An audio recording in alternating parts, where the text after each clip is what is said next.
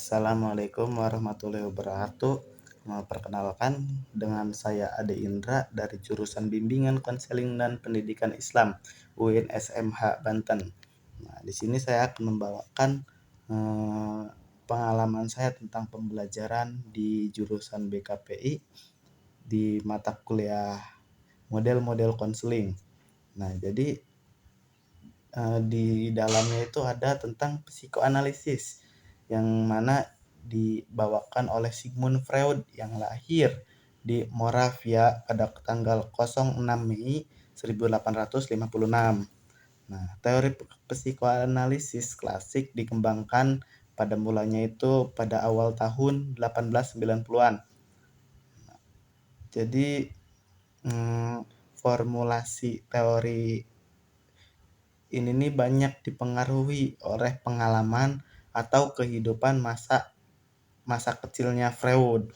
Nah, khususnya cara kedua orang tuanya dalam memperlakukan Freud tadi.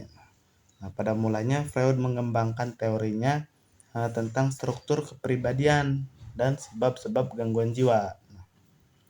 Jadi dari sumbangan pemikiran Freud itu konsep-konsepnya itu tentang kesadaran dan ketidaksadaran yang merupakan dasar atau kunci untuk memahami tingkah laku dan masalah kepribadian.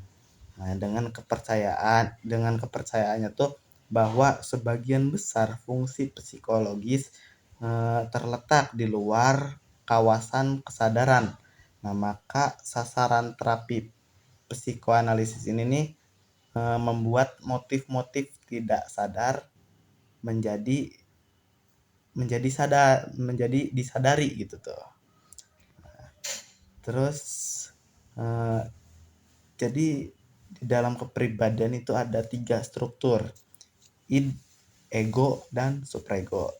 Nah, apa sih id itu, ego, dan supraego?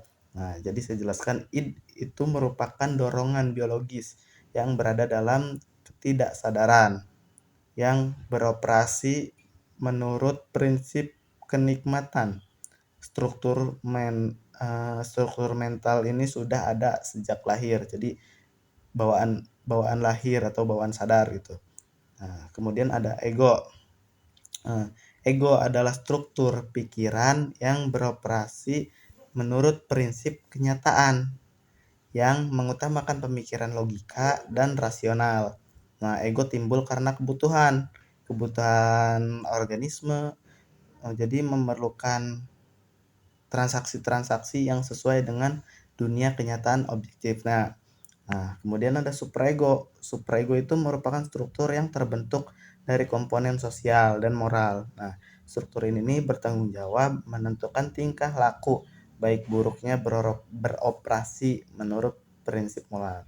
Nah, contohnya gimana sih? Nah, jadi contoh dari id, ego, dan supraego. Nah, misalkan gini, seseorang yang merasa lapar, ada orang nih kelaparan. Nah, rasa lapar itu akan memunculkan pemikiran bahwa dia tuh harus segera mendapatkan makanan kan.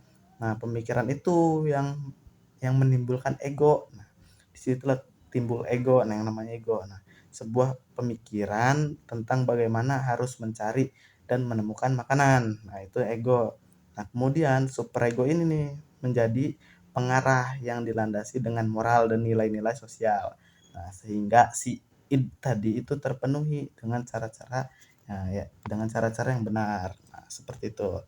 Mungkin terima kasih dari saya membawakan sekian. Assalamualaikum warahmatullahi wabarakatuh.